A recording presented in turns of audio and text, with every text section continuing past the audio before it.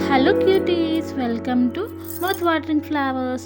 So ఇవాళ మనం సాంబార్ అన్నం ఎలా చేసుకోవాలో సింపుల్గా 10 నిమిషాల్లో నేను చూపిస్తాను. ఫస్ట్ మనం రైస్ అండ్ మనకి కందిపప్పు నానబెట్టుకోవాలి, ఒక 1 అవర్ అలా నానబెట్టుకోవాలి.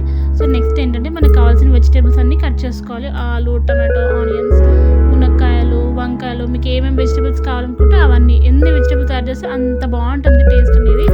సో ఇప్పుడు నెక్స్ట్ ఏంటంటే కుక్కర్లో మనం ఏదైతే రైస్ అండ్ పప్పుని ఏదో నానబెట్టుకున్నామో అది పక్కన ఒక విజిల్ 3 విజిల్స్ వచ్చేదాకా మనము పక్కన ఉడకబెట్టేసుకోవాలి. నెక్స్ట్ ఇంకో ప్యాన్ తీసుకొని ఆ ప్యాన్లో కొంచెం ఆయిల్ వేసుకొని మనం ఏదైతే వెజ్జీస్ కట్ చేసుకున్నామో ఆ వెజ్జీస్ అన్నీ వేసుకొని ఒక 5 మినిట్స్ అట్లా లిడ్ క్లోజ్ చేసి ఉంచేసేయాలి.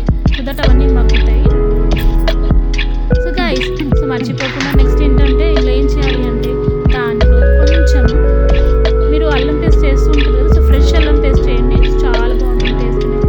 సో అందులోనే స్పైసెస్ యాడ్ చేసుకుందాము. స్పైసెస్ ఏమి అంటే కారం, ఉప్పు, పసుపు అన్నీ యాడ్ చేసుకొని ఒక 5 మినిట్స్ మళ్ళీ లిడ్ క్లోజ్ చేసేయండి.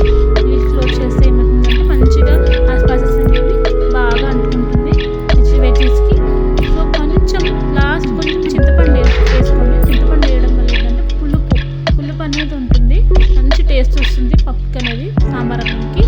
సో నెక్స్ట్ మనము సాంబార్ పౌడర్ ఎలా చేసుకోవాలనేది ఈ వీడియోలో చూపిస్తాను.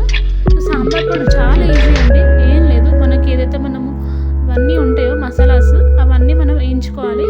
వేయించుకొని దాంట్లో ఏంటంటే కొంచెం కందిపప్పు యాడ్ చేసుకోండి, ఎందుకంటే మనం వేసేది సాంబార్ పౌడర్ కాబట్టి. So it is special item అనమాట. సో అన్నీ చేసుకొని మంచిగా మిక్సీ పట్టుకోండి. అంతే అండి, సింపుల్ అండి. ఈ సాంబార్ పౌడర్ అనేది మనము సాంబార్ అన్నంలో